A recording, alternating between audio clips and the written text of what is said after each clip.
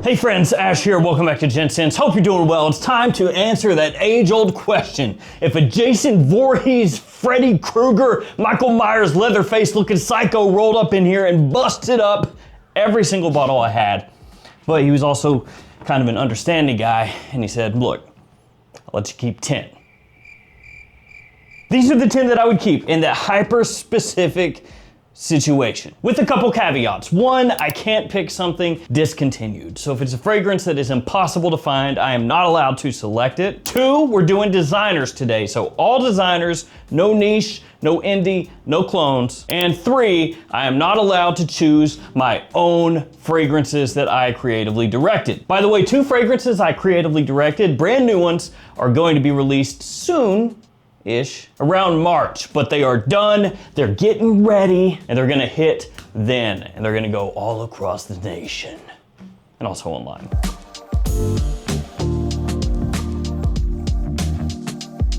By the way, guys, I know you can't tell, but it is the middle of the night right now.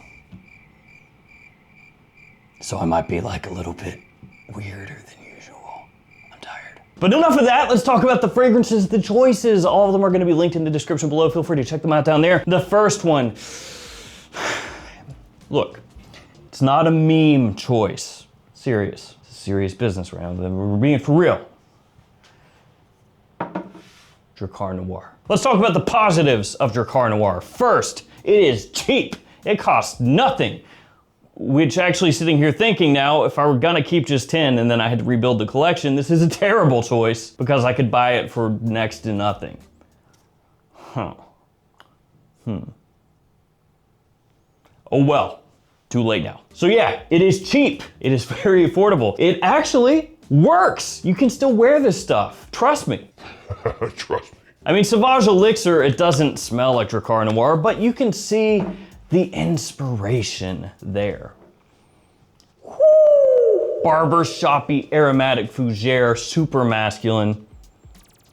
I love it. Now, of course, younger guys probably not gonna like this as much because it doesn't have a whole bunch of sweetness to it, and it does have obviously a throwback smell to it. I mean, it's been out for decades, right? But still, it is wearable and people still like the way it smells. Just don't go crazy overboard or you end up smelling like an 80s yuppie who's about to get axed by Patrick Bateman. I don't know why everything is horror themed today. I don't know. It's just where my brain is, I guess. How many other horror movies can we work in here? Or just schlock movies in general? How about The Toxic Avenger? One of these toxic enough for that? Probably not. Dang it. And the third reason I gotta go with Drakkar Noir, just the memories behind the thing. This is one of the first real fragrances I ever had. Legitimately, I was wearing this in elementary school. I don't suggest if you have brothers, cousins, sons, grandsons, nephews, whatever, that are in elementary school, I don't suggest that you buy this for them, but it worked for me. Not in the sense that it worked for me in elementary school like I was suddenly a ladies' man. I was a skinny nerd, but I was still rocking the Drakkar Noir, so we're keeping it. That's why it's the first one. So we go from a fragrance that's been out for decades to a fragrance that's been out for months. The next one, Ralph's Club New York from Ralph Lauren. This stuff is very addictive. They put something in there. They say black currant, that's what they say, but it's actually Soylent Green. Okay, so I'm done with the whole thing. I'm sorry, probably like 90% of people at this point who are like, I don't even know where this is from, what is that? Soylent Green is people, huh? Soylent Green is people! But what they put in here is black currant. Yeah, I mean, it's not that big a deal. It's in all kinds of stuff, but it does help give it a really nice, interesting twist in the opening to a very modern style. Sweet, fresh, tart, masculine, easy to wear. As it dries down, it keeps things just very, very approachable. Yeah, approachable. It's one of those ones where if you've smelled a lot of stuff, if you've worn a lot of stuff, then you'll smell it initially and be like, it's okay. But then as you wear it more, you're like, actually, this stuff is great at just being that sort of Swiss Army knife type of fragrance. And that's what I would keep it for. Also tried to keep it to 1 fragrance per brand here. I didn't want, 2 or 3 Dior's and then 2 or 3 Armani's and stuff like that, because then it just becomes kind of boring to me. So I wanted to keep it to 1 fragrance per brand. And also keep in mind, if you catch me on a different day and where I'm in a different mood, this list could be very different. I did try to keep it though half warm weather, half cool weather. So the next one is this one, Invictus Victory Elixir by Rabanne, formerly known as Paco Rabanne. At the time this one was released, it still had the Paco on the name. Now they have come out with a new Invictus Victory Flanker. This one right here, Absolute, but between these two, I'd rather keep Elixir. Although the matte black bottle is kind of cool looking. They have also updated the bottle of this, by the way, so it has the more sleek looking design nowadays. This is one of the bottles from way back in the day when it was released, way back in this year. Oh man, it's so far out. And this bottle has changed also. It has the new sleek svelte design, just like Invictus Absolute over there. Invictus Victory Absolute, excuse me. So Invictus Victory Elixir, this one is very sweet in a modern style. This kind of sparkling vanilla, this almost like fizzy kind of opening that it has is extremely attention grabbing. I think it smells fantastic. The performance is there. Great longevity, good projection, so it's gonna get you noticed. It's gonna cut through the cold. You also have in here tonka, incense, patchouli, and lavender as well. Just a great fall and wintertime fragrance. One of my favorite ones to wear, so I have to include that. Now we got some pretty good ones to come, guys. But before that, here are some codes that have to come first. That sounds We have codes for JOMASHOP, Gift Express, Fragflex, the Perfume Box, many more. So anytime you shop at these stores, all of which are fantastic, use those codes to save a little extra money. They're discounters, but they can be discounted even further. That's discountception. Let's see, let's go back to a fresher type fragrance. Okay, with this one, Terre d'Hermès Eau Givre by Hermès. Now, like I said, I'm not including the fragrances that I creatively directed, but Terra Nova right here, which I did creatively direct. This one was up for Fragrance of the Year, made it to the finals, the very end at the Fragrance Foundation Awards, and got crushed by this. And I gotta respect the beating that it laid upon me. Also, it just smells really good, so that's the real reason. I just brought that up because shameless self-promotion, I guess. I'm trying to think of like what the worst cologne line is. Worst looking or smelling or something. I don't know, whatever that is, I would like to be the face of that. So whichever brand out there is the absolute worst, please reach out to me. I would like to be the face of your most god-awful, apocalyptically terrible, face-melting, like just nose-searing chemical warfare fragrance, whatever that is.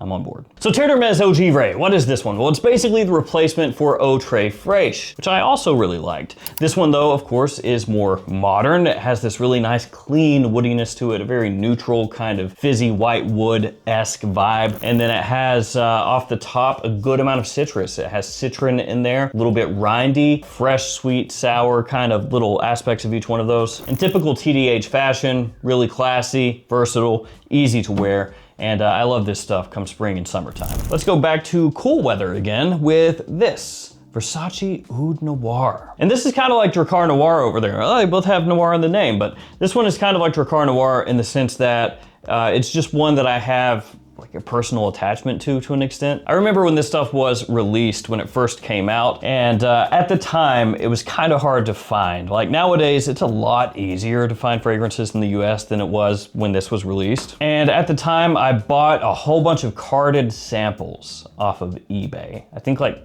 10 or 15 or something like that. I don't know if eBay still has a whole bunch of sellers that do that, but it used to be they would just have like whole big bunches of carded samples and they would just sell them to you in bulk. A lot of times that ended up being the cheapest way to sample things was that. Now there's a lot of different ways to sample, of course, but anyway, I got those in, really liked the fragrance a whole lot, and splurged and paid maybe a little too much to pick this one up. It's got some similarities to Tom Ford's Oud Wood, especially off the top. As they dry down, they do go their own ways, but you know, if you like Oud Wood, this one will kind of scratch that itch for you to an extent. Really spicy, warm, a little bit sweet, has a nice dark woodiness to it, great for fall and winter time, and you can wear this stuff in more formal situations as well as casual. And also, I just think the presentation looks nice. Like the Versace Pour Homme bottle done up in this like gold black aesthetic, looks cool. Back to warmer weather we go with Le Beau Le Parfum by Jean Paul Gaultier. Although to be fair, like in the middle of summer when it's really, really, really hot and humid. For example, I went to Japan, to Tokyo and Osaka. It was like a heat index of 115 degrees Fahrenheit, which is this in centigrade. Hot.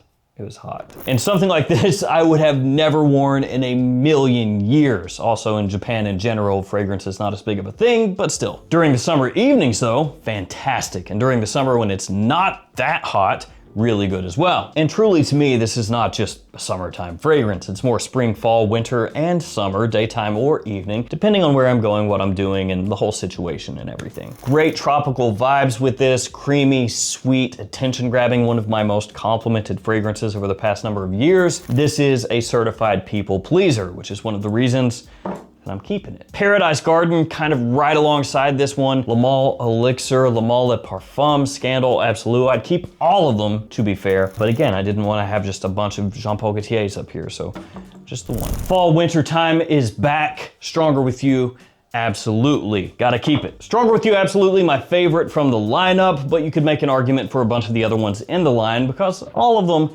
have their own strengths and their own weaknesses. And one of those strengths across the entire board is the strength of the fragrance. They're all really strong, and this one is no exception. Lasts, projects like a beast. To me, it's a little bit more grown up than Stronger With You Intensely. It has this great boozy rum note in there that really helps set the fragrance off, and then of course has that gourmand edge that Stronger With You is really well known for. And it is also a massive compliment beast. Fall and winter time, you cannot go wrong with it. It's another one, just like over here in Victus Victory Elixir, that will cut through the cold, that will last, that will get you noticed, and that pretty much everybody is gonna love. The next one is a fragrance that I wanted to keep because it's very versatile, but it's also classy, and it's different than everything else up here. It has its own vibe. It's more of a modern, fresh, spicy, woody fragrance, which may give away what it is. And it's also one that was massively hated when it was first announced and released, including by me. It's Dior Homme 2020. Little did we know how good we had it. Now, of course, Dior Homme Original, that stuff is near and dear to my heart. Dior Homme Intense as well. And if we're just talking about straight up which fragrance I like more, I like those more than Dior Homme 2020. But I'm also completely aware that this one will get more wear than those. And that's because those fragrances, again, absolutely perfect, perfection. Reminds me of what, Street Fighter 2? Perfect, is that how it said? Perfect, something like that. If you know, you know. You win. Perfect. But yeah, those, iris forward, creamy, sweet, deep, rich, but more formal, more wintertime or fall evening type of scents. Dior Homme Original, a little bit more versatile than intense, of course, but Dior Homme 2020, this one is pretty much a year-round fragrance. Daytime, nighttime, doesn't really matter. Casual, formal, running errands, going on a date, again, doesn't really matter. It's fresh, spicy, woodsy, hard to dislike, and actually, compared to pretty much every other big name designer fragrance on the market today, it smells pretty unique. I mean, you could say Dior Homme Sport smells similar to it, but that's not really fair because they're directly related, right? That's like saying your brother looks similar to you. It's like, okay, yeah, I guess. Not really late breaking news or anything. The last cool weather fragrance in today's list is this one, The Most Wanted. Also thought about putting in Forever Wanted Elixir or The Most Wanted Parfum, kind of just maybe stack them on top of each other and cheat and say that I'm keeping all three. And to be fair, there is overlap a bit with these two right here. Stronger With You, absolutely, and The Most Wanted. You know, they're kind of doing a lot of the same things. The Most Wanted's note breakdown, super simple. Toffee, amberwood, cardamom. That's it. And essentially what this does in my lineup here is it just gives me a different flavor of the same kind of treat as this right here. Like I said, they're doing kind of the same things. They both have great performance, both big compliment pullers, both really sexy, etc., yada, yada. Two different sides of the same coin, slightly different vibes depending on what mood I'm in, but I love the way both of them smell, so I'm keeping them both. And the last fragrance for today's list is this one, Myself Absolute. The newer iteration of Myself, at least as of this video. Who knows when they could drop a new one. At this point, you never know with these fragrance companies, like they'll drop stuff out of nowhere. It has that same versatility, that same attractive nature to it, that magnetic kind of feel as the original Myself, but this one almost even more so. A great gingery citrus opening in here gives it a little more liveliness off the skin, at least to me compared to the original, but it still has that clean orange blossom, that like clean laundry-esque kind of vibe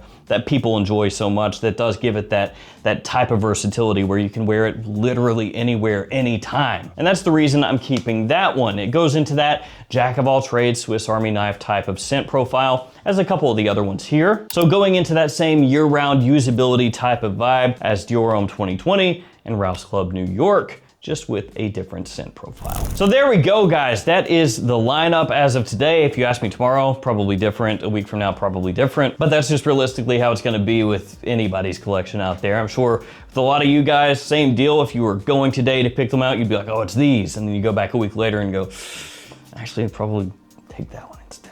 Anyway, it was fun picking these out. Thank you guys for hanging with me. Stay safe out there. Let me know your choices, like your top 3 must-keep fragrances. Stay safe out there. Take care of yourself. See you tomorrow with another fragrance video. See you guys.